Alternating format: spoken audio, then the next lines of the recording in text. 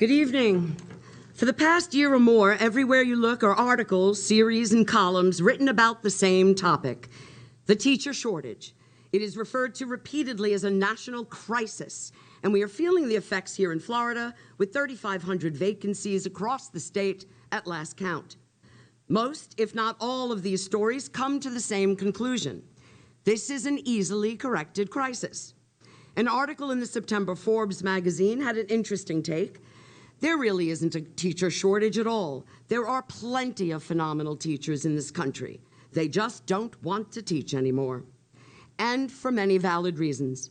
The article cites the lack of raises beyond the cost of living as the most obvious one of all.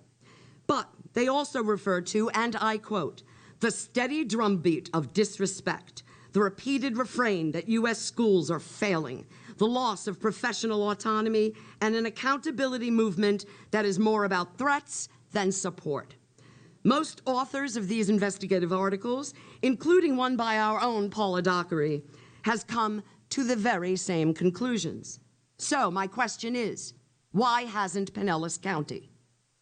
While teachers are fleeing the profession in droves, the assault continues on the ones who remain. Our teachers return each August fulfilled and anxious to meet and get to know their new students, and they are greeted with a laundry list of new expectations and demands that extend far beyond their classroom. The micromanagement grows more intense with every year as teachers are considered units and children data points.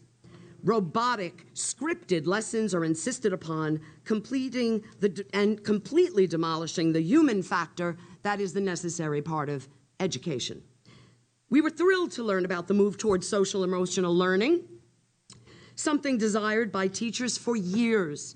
But while we attempt to build those crucial relationships with our new students, they are dragged out in the first week of school, mind you, for testing. We are pulled out to proctor. Administrators are doubling down on their walkthroughs, which have long since ceased to be for support, have turned critical and punitive. Highly effective teachers are being pulled out for mandated trainings on multiple days, leaving subs in their stead. The ever-rising numbers of students in our classes does nothing to encourage social emotional connections.